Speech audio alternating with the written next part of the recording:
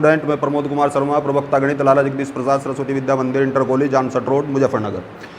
आज हम एक बहुत ही महत्वपूर्ण टॉपिक गणित में पढ़ने जा रहे हैं, समाकलन के अनुप्रयोग, application of integral.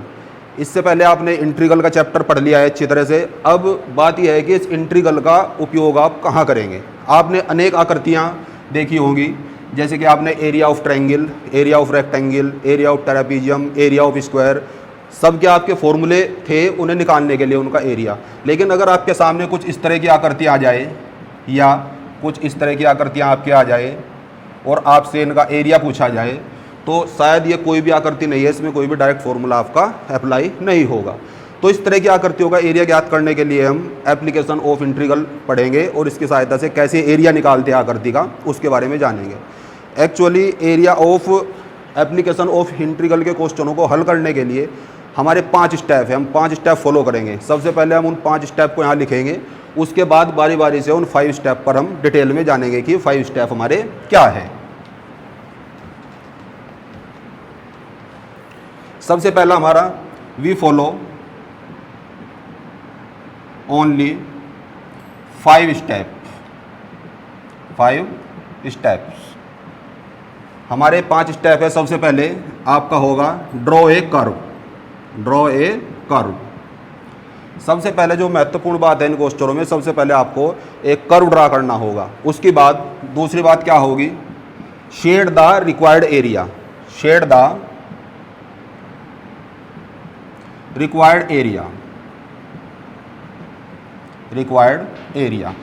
And check symmetry. ये सबसे महत्वपूर्ण है आपका शेड द एरिया। जो आपका रिक्वायर्ड एरिया होगा उसे आप इसमें शेड करोगे और एंड चेक सिमेट्री, और उसमें आप सिमेट्री चेक करोगे। सिमेट्री आपको कैसे चेक करनी है, मान लिया ये आपका कोई सर्कल है इस तरह से, तो एक्स अक्ष और वाई अक्ष के सापेक्ष आप इसकी सिमेट्री चेक करोगे और इसमें आप किसी एक एरिया का, एक रीजन का एरिया निकालोगे। ठीक है, शेड द रिक्वायर्ड रीजन, यहाँ पे क्या लिखते हैं, region, shade the required region and check symmetry. Symmetry में आप केवल एक पार्ट का एरिया निकालेंगे इसमें और बाकी को 4 से मल्टीप्लाई कर देंगे तो इसका पूरी आकृति का आपका एरिया निकल के आ जाएगा। तीसरा स्टेप आपका क्या होगा इसमें, तीसरा step find the point of intersection. Find the point of intersection.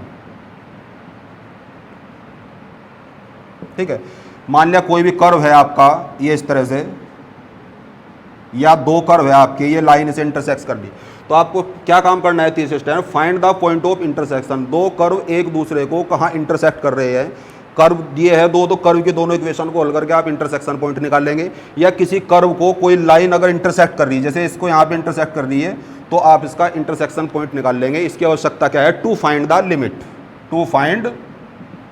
Limit, तभी हम इसकी लिमिट ज्ञात कर सकते हैं। 4th स्टेप इसमें क्या है आपका, 4th स्टेप में आप एरिया को इंटीग्रल के फॉर्म में लिखेंगे। Express area in term of integral, that is with respect to x और with respect to y. Area को आप इंटीग्रल की फॉर्म में एक्सप्रेस करेंगे, उसका इंटीग्रल आपको करना है विद रेस्पेक्ट एक्स करना है या विद रेस्पेक्ट आपको वाई करना है। 5th एंड लास्ट स्टेप हमारा क्या है, solve by using basic integral rule. और लास्ट में आप इसे इंटीग्रल के जो बेसिक नियम है आपके, उन्हें यूज करते हुए आप इसे सोल्व करेंगे। तो अब हम इन 5 स्टेप के बारे में समझते हैं। ड्रॉ ए कर्व सबसे जो महत्वपूर्ण है, इसमें आप कर्व कैसे ड्रॉ करेंगे। तो आपने 11th क्लास में एक चैप्टर पढ़ा होगा कोनिक सेक्शन। कोनिक सेक्शन में आपने एक फिगर पढ़ी है, पैराबोला, इलिप्स, सर्कल और हाइपरबोला। जो उसमें मेन रूप से 3 यूज होंगे आपके, वो होगा आपका पैराबोला, सर्कल और इलिप्स। सबसे पहले टाइप्स ऑफ कर्व आपका क्या होता है, सबसे पहला होता है आपका पैराबोला, जिसे आप परवलय बोलते हैं। पहले होगा परवलय। परवलय के आपने 4 टाइप्स पढ़े 11th क्लास में कोनिक सेक्शन में। सबसे पहले था जो आपका एक्स अक्ष की धनात्मक दिशा में, ये आपने परवलय पढ़ा है। दूसरा क्या था आपका एक्स अक्ष की ऋणात्मक दिशा में, ये इस तरह से इसका कर्व ऐसा होगा, एक वाई अक्ष के सापेक्ष सममित होगा धनात्मक दिशा में और एक वाई अक्ष के सापेक्ष ऋणात्मक दिशा में सममित होगा। ये आपने 4 तरह के परवलय 11th क्लास में कोनिक सेक्शन चैप्टर में आप इन्हें पढ़ चुके हैं। इसमें क्या हुआ करता आपका y square is equal to 4ax, इसका इक्वेशन क्या होगा y square is equal to minus 4ax। ये होगा आपका x square is equal to 4ay और ये होगा x square is equal to minus 4ay। तो ये 4 तरह की इक्वेशन है आपकी पैराबोला की। पैराबोला की 4 इक्वेशन देखते ही आपको आइडिया हो जाएगा कि आपका कर्व कैसा बनेगा, ठीक है। दूसरी चीज़ आप इसमें एक और ध्यान रखेंगे, चलो उसे बाद में डिस्कस करेंगे। उसके बाद क्या है आपका दूसरा सर्कल, वृत्त। सर्किल में आप सब जानते हैं ये सर्कल हो गया आपका, ये इसका सेंटर हो गया C और ये कोई बिंदु आपने P x y यहाँ पर ले लिया और ये हो गया आपका इसके केंद्र के निर्देशांक आपने मान लिए सेंटर के h और k। तो सर्कल का इक्वेशन आपका क्या होगा x माइनस एच का whole square plus y minus k का whole square is equal to r square. ये r इसकी सर्कल की रेडियस है। अगर केंद्र h और k के मान 0 0 हो जाएंगे तो मूल बिंदु से जाने वाले वृत्त का समीकरण क्या हो जाएगा आपका x square plus y square is equal to r square. तो ये 2 तरह के समीकरण भी आपके इसमें यूज होंगे, इसे आप 11th क्लास में पढ़ चुके हैं। तीसरा आपका क्या है एलिप्स, दीर्घवृत्त। दीर्घवृत्त के बारे में आपने 2 तरह का दीर्घवृत्त पढ़ा होगा, एक तो एक्स अक्ष के सापेक्ष सममित होगा और एक होगा आपका वाई अक्ष के सापेक्ष। ये 2 तरह के, जब a बड़ा हो b से, जब a is greater than b और जब b is greater than a। Equation क्या होगा एलिप्स का x square upon a square plus y square upon b square is equal to 1। ये होगा आपका एलिप्स का इक्वेशन। तो इस तरह की आकृतियाँ आपके पास बनाने के लिए आएगी इसमें। तो हमने अभी अभी किस बारे में सीखा कि ड्रॉ ए कर्व, हम एक कर्व कैसे ड्रॉ करेंगे। इसमें आप इक्वेशन देख के पता कर सकते हैं कि आपका कर्व कैसे ड्रॉ होगा। अगर सर्कल है तो सर्कल आपका ऐसा होगा और उसकी इक्वेशन दोनों ये होगी। अगर आपका दीर्घवृत्त है तो दीर्घवृत्त का इक्वेशन ये होगा और उसकी दोनों आकृतियाँ ये होगी। तो ये हमारा हुआ इसका पहला स्टेप, ड्रॉ ए कर्व। दूसरी बात है हमारी shade the required area. Required area जो भी आपको निकालना है उसे आप शेड करेंगे ही। एंड दूसरा जो महत्वपूर्ण है इसमें चेक द सिमेट्री, ये सबसे महत्वपूर्ण है। तो सिमेट्री आप कैसे चेक करेंगे इसमें, तो सिमेट्री के लिए थोड़ा सा और समझते हैं इसके बारे में। सममित यानी सिमेट्री, ये 5 पॉइंट अगर आपके क्लियर है तो आपको क्वेश्चनों में कोई दिक्कत नहीं आएगी। दूसरा पॉइंट हमने लिखा था यहाँ पे सिमेट्री। सिमेट्री आप कैसे चेक करेंगे इसमें, सममित, सममित यानी सिमेट्री।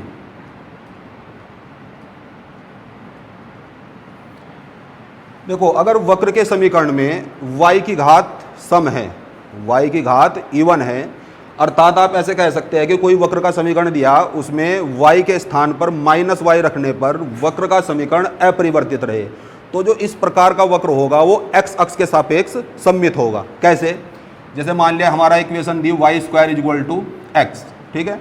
y के स्थान पर अगर आप माइनस वाई रखोगे तो वक्र का समीकरण आपका क्या रहेगा, अपरिवर्तित रहेगा।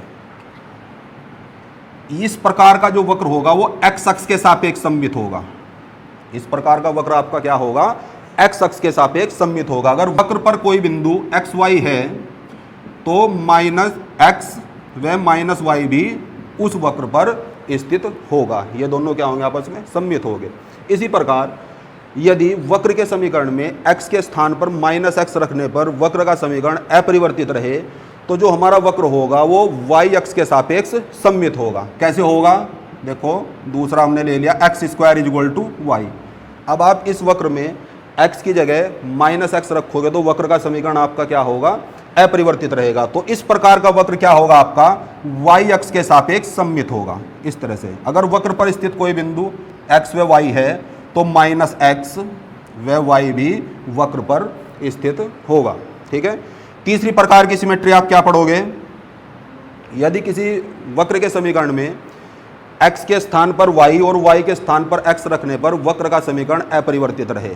अर्थात इसका एक एग्जाम्पल लेंगे आप, x cube plus y cube is equal to 3aXy। इस प्रकार का आपका क्वेश्चन में वक्र आ गया, तो x की जगह आप y रखोगे, y को x की जगह रखोगे तो उसमें कोई भी परिवर्तन नहीं होगा, अपरिवर्तित रहेगी समीकरण, तब भी x cube plus y cube is equal to 3xy रहेगी। तो इस प्रकार का समीकरण रेखा y is equal to x, अर्थात कहने का मतलब यह है कि मूल बिंदु से जाने वाली तथा x अक्ष की धनात्मक दिशा के साथ 45 डिग्री का कोण बनाने वाली रेखा के सापेक्ष आपका वक्र सममित होगा। कैसे? इस प्रकार से, यह आपके 45 डिग्री का कोण बनाने वाली रेखा के सापेक्ष आपका वक्र सममित होगा। इस प्रकार की आपकी इसकी फिगर बनेगी। फोर्थ स्टेप इसमें क्या होगा आपका? फोर्थ स्टेप सिमेट्री में, यदि वक्र के समीकरण में x की जगह माइनस एक्स और y की जगह माइनस वाई रखने पर वक्र का समीकरण अपरिवर्तित रहता है, तब हमारा जो वक्र होगा वो विपरीत क्वाड्रेंट के सापेक्ष सममित होगा। किस प्रकार से? अगर आपका इक्वेशन यह आ गया x square plus y square is equal to a square, अब आपने x की जगह माइनस एक्स रखा इसमें और y की जगह माइनस वाई रखा, तो वक्र का समीकरण अपरिवर्तित रहेगा। तो आपका वक्र किस प्रकार से होगा? दो अपोजिट क्वाड्रेंट, इस तरह से आपका विपरीत चतुर्थांशों के सापेक्ष आपका वक्र सममित होगा। तो इस प्रकार से हमारा ये दूसरा स्टेप क्लियर है, shade the required region and check the symmetry. तीसरा है आपका find the point of intersection. Intersection point आप समझ गए होंगे कि दो इक्वेशन को आप हल करेंगे या एक लाइन और एक कर्व होगा, उसे आप हल करोगे तो आपका इंटरसेक्शन पॉइंट इसमें निकल जाएगा।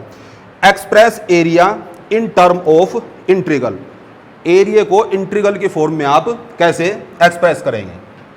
ये आपका fourth step, express the area in term of integral.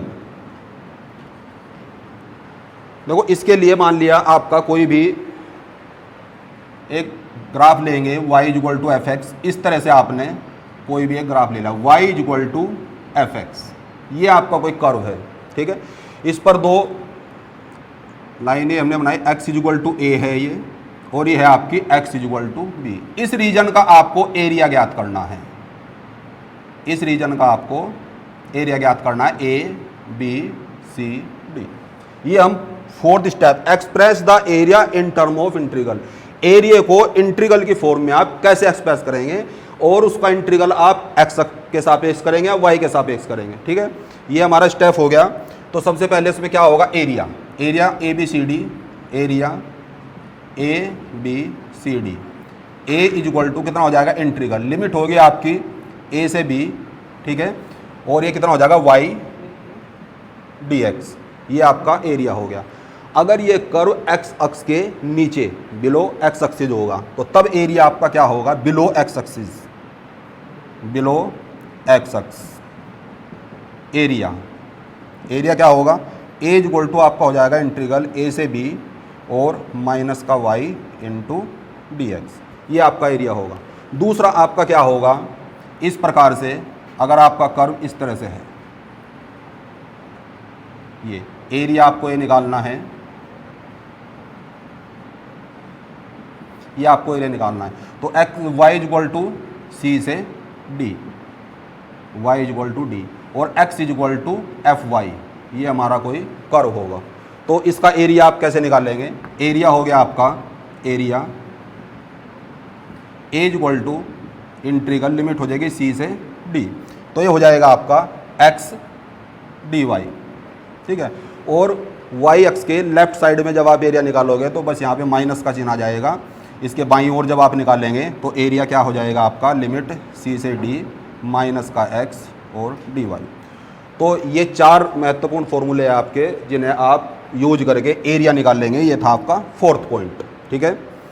अब इसके बाद हमारा आता है दो ग्राफ, बहुत ही महत्वपूर्ण, बार बार बोर्ड में परीक्षा में उनके क्वेश्चन भी पूछे गए। क्या होगा? एक आपका साइन एक्स का ग्राफ और कोस एक्स का ग्राफ। साइन एक्स ग्राफ क्या होगा आपका? देखो साइन एक्स का ग्राफ आपका क्या होगा, ये भी आपका यूज होगा इसमें। ये हो गया आपका यहाँ से इस तरह से, ये आपका साइन एक्स का ग्राफ होगा, ये आपका एक्स अक्ष हो गया, और ये वाई एक्स होगा। इसकी मैक्सिमम वैल्यू क्या होती है आपको पता है, एक्स इक्वल +1, और मिनिमम वैल्यू क्या होती है इसकी -1 ग्राफ की। तो यहाँ से क्या वैल्यू होगी इसकी, ये वैल्यू होगी आपका, ये वैल्यू होगी यहाँ पर π/2, ठीक है। और यहाँ पे होती है आपकी पाई एक्स एक्सिस पे पड़ेगा, जितने भी साइन के पाई है मैं आपके टोटल एक्स एक्स पर पड़ेंगे, इसलिए साइन की कोई सी पाई हो उसकी वैल्यू हमेशा क्या होगी, 0 होगी, ठीक है। फिर इसकी वैल्यू क्या होगी, पाई में हम π/2 ऐड करेंगे, ये हो जाएगा आपका 3π/2, 3π/2 में π/2 फिर ऐड हो जाएगा, ये तो कितना हो जाएगा आपका, ये हो जाएगा आपका 2π। तो इस प्रकार ये आपका साइन एक्स का ग्राफ हुआ। इसके बाद कोस एक्स का ग्राफ आप कैसे बनाएंगे, ये हो गया आपका कोस एक्स का ग्राफ। कोस एक्स की भी मिनिमम वैल्यू ये -1 और ये इस तरह से कोस एक्स का ग्राफ आपका इस तरह से चलेगा। ये आपका एक्स एक्स हो गया और ये हो गया आपका वाई एक्स। कोस एक्स में क्या होगा, इसकी भी ये इसी एरिया में रहना चाहिए आपका इस तरह से, और +1 होगी, और मिनिमम वैल्यू क्या होगी इसकी -1। मिनिमम वैल्यू साइन और कोस की क्या होती है, -1। तो इसमें वैल्यू क्या होगी आपकी, ये हाफ हुआ यहाँ पर, तो इसका हो गया π/2 हो गया ये, और π/2 तो ये कितना हो गया आपका, ये होगा आपका पाई में फिर आप π/2 जोड़ोगे तो फिर क्या हो जाएगा आपका 3π/2, और ये क्या हो जाएगा आपका फिर ये यहाँ पे 2π। तो इस प्रकार आपका कोस एक्स का और साइन एक्स का ये दोनों ग्राफ है, 2 साल से लगातार इन पर क्वेश्चन पूछे जा रहे हैं, 1 साल साइन एक्स का और एक कोस एक्स का। तो आप ये बात नोट कर रहे साइन एक्स का जो ग्राफ होगा वो आपका 0 से शुरू हुआ, और कोस एक्स का ग्राफ आपका 1 से शुरू हुआ। बहुत कम डिफरेंस लगता है देखने में, एक जैसे ये ग्राफ ऐसे इधर भी ऐसे ही बढ़ेगा और इधर से भी ऐसे ही बढ़ेगा। तो साइन एक्स का ग्राफ 0 से ही क्यों शुरू हुआ, और कोस एक्स का जो आपका ग्राफ है वो 1 से शुरू आपका क्यों हुआ। देखो कोई भी त्रिकोणमितीय अनुपात 0 पे जो वैल्यू देगा वहीं से उसका ग्राफ स्टार्ट करोगे आप। कैसे, जैसे कि साइन 0 की वैल्यू क्या होती है आपकी 0, तो आपका ग्राफ 0 से शुरू हो गया, और कोस 0 की वैल्यू क्या होगी आपकी 1, तो 1 से ही आपका ये ग्राफ शुरू हो गया। तो ये था आपका ग्राफ कि आप किस तरह से साइन एक्स और कोस एक्स के बनाओगे। अब हम इस पर आधारित कुछ क्वेश्चन करेंगे। आपने बेसिक समझ लिया है इसका सारा प्रश्नावली का। अब एक्सरसाइज से कुछ क्वेश्चन देखेंगे, जो भी आपको नियम बताए गए हैं सब क्वेश्चन इन्हीं से होंगे, कोई क्वेश्चन अलग नहीं है आपका।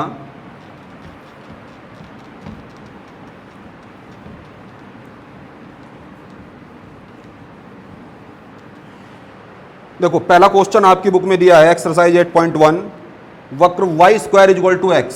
पहला वक्र क्या दिया इन्होंने, वक्र y² = x, और दूसरा क्या दिया इन्होंने, रेखाएं x = 1 व x = 4, x = 1 और x = 4 एवं x अक्ष से घिरे क्षेत्र का प्रथम क्वाड्रेंट में क्षेत्रफल आपको ज्ञात करना है।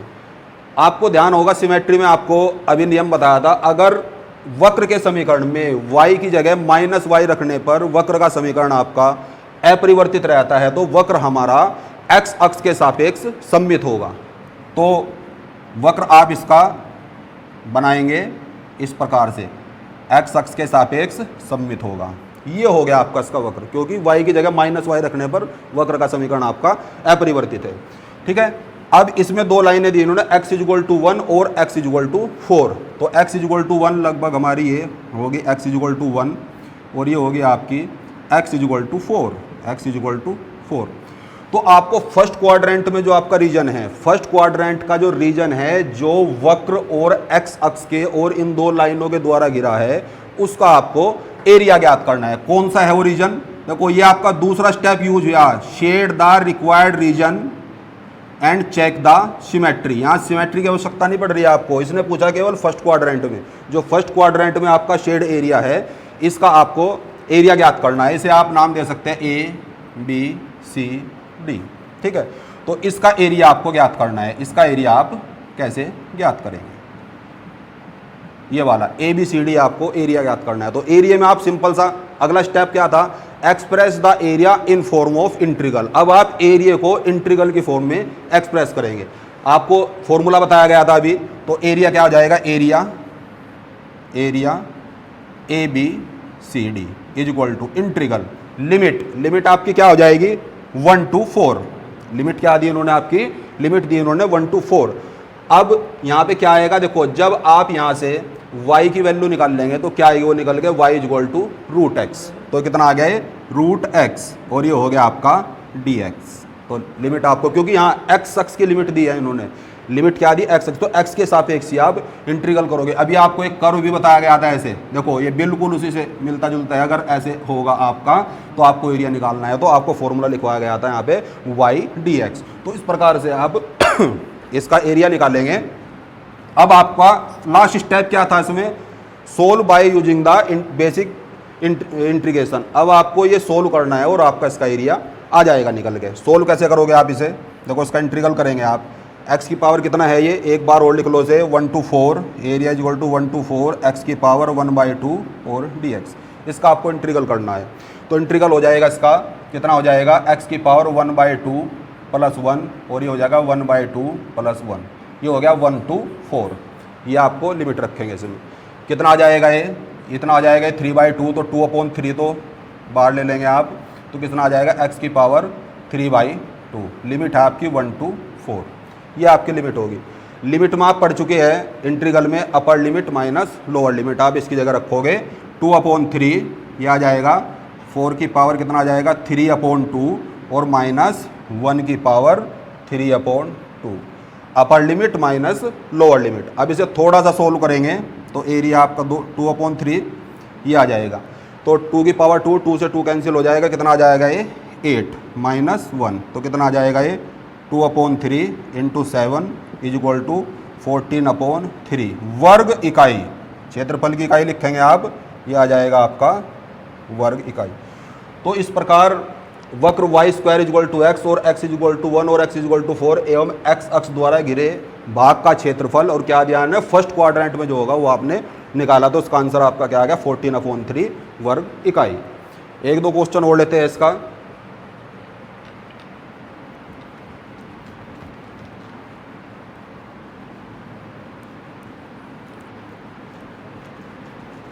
नेक्स्ट क्वेश्चन दिया आपकी बुक में, दूसरा क्वेश्चन दिया उन्होंने, वक्र y square is equal to 9x, x is equal to 2 and 4 एवं x अक्ष, बिल्कुल सेम क्वेश्चन है ये। थर्ड क्वेश्चन वक्र दिया उन्होंने x square is equal to 4y, ये थोड़ा सा अलग है।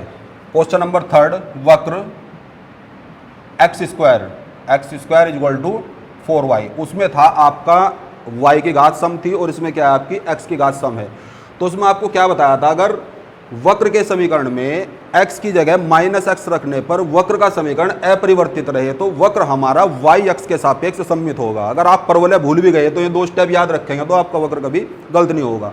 देखो x की जगह -x रखोगे आप तो वक्र का समीकरण अपरिवर्तित हुआ आपका, तो जो हमारा वक्र होगा वो y अक्ष के सापेक्ष सममित होगा। किस तरह से बनेगा इसका वक्र, ये बन जाएगा आपका, ये होगा इस तरह से, ये होगा, ठीक है। इसमें दो लाइन इन्होंने क्या दी वक्र के समीकरण में, y is equal to 2 and y is equal to 4, y is equal to 2 और दूसरी लाइन क्या दी इन्होंने y इज इक्वल टू 4। और एक बात और कही इन्होंने कि प्रथम चतुर्थांश में, यानी आपको फर्स्ट क्वाड्रेंट में ज्ञात करना। लाइन तो इधर भी जा रही, लेकिन आपको क्या ज्ञात करना है, फर्स्ट क्वाड्रेंट में, फर्स्ट क्वाड्रेंट में आपको ज्ञात करना है, ठीक है। तो फर्स्ट क्वाड्रेंट में आपको उसका एरिया ज्ञात करना है। तो आप इसका एरिया कैसे ज्ञात करेंगे, सबसे पहले तो आप ये देखेंगे कि इसको express in term of integral, ठीक है। तो एरिया क्या हो जाएगा, रिक्वायर्ड एरिया, रिक्वायर्ड एरिया आपका क्या होगा, लिमिट होगी आपकी 2 to 4। फॉर्मूला क्या लगाओगे आप इसमें, x dy, क्या लगेगा x dy। ध्यान दो जरा, लिमिट अब की बार y की है तो y के सापेक्ष आपको इंटीग्रल करना पड़ेगा। तो y की वैल्यू कितनी हो जाएगी आपकी, x की वैल्यू कितनी हो जाएगी आपकी 2√y। x की वैल्यू अगर यहाँ से निकल लो कितना हो जाएगा 2√y, और ये हो जाएगा आपका dy। 2 को आप बाहर ले लोगे तो कितना हो जाएगा इंटीग्रल 2 to 4 y की पावर 1/2 और ये हो जाएगा आपका dy, ठीक है। तो अब आप इसका इंटीग्रल करोगे, देखो इंटीग्रल करेंगे y की पावर कितना हो जाएगा आपका, y की पावर हो जाएगा आपका 1/2 प्लस 1/1/2 प्लस 1 और लिमिट होगी आपकी 2 to 4, ठीक है। तो ये कितना हो जाएगा, ये हो जाएगा आपका 3/2, 2/3, 2 × 2/3, इसे आप यहाँ लिख लेंगे और y की पावर कितना हो जाएगा 3/2, लिमिट हो जाएगी 2 to 4। ये आ गया 4/3 लिमिट इसमें आप पुट करोगे तो 4 की पावर 3/2, 4 की पावर हो जाएगा आपका 3/2 माइनस 2 की पावर कितना आ जाएगा 3/2।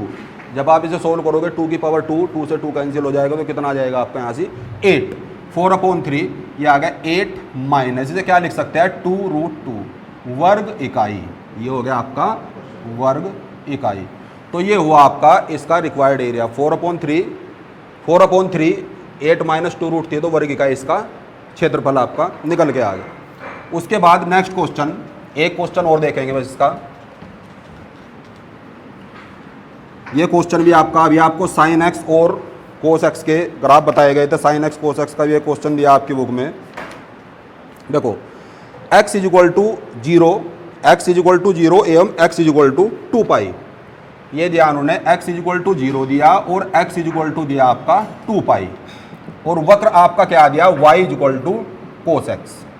क्वेश्चन है x = 0 एवं x = 2π के मध्य वक्र y = cos x के घिरे क्षेत्र का क्षेत्रफल आपको ज्ञात करना है। तो आपको अच्छी तरह पता है कि cos x का ग्राफ आप क्या बनाओगे। ये होगा आपका cos x का ग्राफ, यहाँ से शुरू होगा 1 से, इस तरह से ये हो गया आपका cos x। क्या था यहाँ पे, ये था आपका 0 से π/2, और ये बीच में आपका कितना हो जाएगा π/2 और पाई, ये कितना हो जाएगा आपका पाई, ठीक है। और पाई में फिर आप π/2 जोड़ोगे तो ये हो जाएगा 3π/2 आपका 3π/2, और ये हो गया आपका ये हो गया आपका यहाँ पर 2π। cos x का ग्राफ आपको पहले भी बताया जा चुका है शुरू होने से पहले, लेकिन आप इसे भी अच्छी तरह देख ले, हो सकता है उसमें पाई है ये चीज़ ना लिखी हो। तो सबसे पहले होगा आपका π/2 में फिर π/2 ऐड करेंगे तो पाई में फिर π/2 ऐड किया तो 3π/2, 3π/2 में फिर पाई ऐड किया तो ये आपको हो गया 2π। तो इसका आपको एरिया निकालना है। अब आप सोच रहे होंगे कि इसका एरिया पहले इसका निकाल लेंगे फिर इसका और फिर इसका, ये एक्स एक्स के नीचे ऋणात्मक होगा, नहीं, एरिया आपका कभी ऋणात्मक नहीं होगा। तो रिक्वायर्ड एरिया क्या हो जाएगा इसका, रिक्वायर्ड एरिया ये हो जाएगा आपका, देखो 0 to π/2 cos x dx, ठीक है। और फिर आपका हो जाएगा मोड π/2 से π/2 से कितना हो जाएगा आपका, क्या दिया उन्होंने लिमिट π/2 से 3π/2, 0 से π/2 और π/2 से 3π/2, π/2 से क्या लेंगे आप लिमिट, ये पूरा निकालना आपको π/2 से 3π/2, और यह आ जाएगा आपका cos x और dx।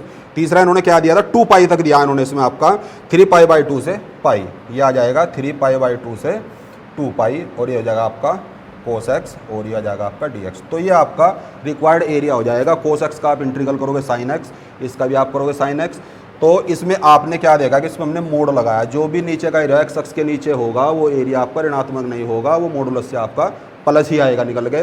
तो जब आप इसका इंटीग्रल करोगे, देखो 0 से π/2 cos x का कितना हो जाएगा sin x dx, और ये मोड ये कितना हो जाएगा आपका इंटीग्रल, इसमें लिमिट लगाओ तो, क्योंकि इंटीग्रल तो इसका हो चुका 0 से π/2, और दूसरा आपका क्या हो गया ये cos x का हो गया आपका ये sin x, लिमिट π/2 से 3π/2, ये मोड हो गया, और आपका ये कितना हो गया sin x, अब आपकी लिमिट होगी 3π/2 से 2π।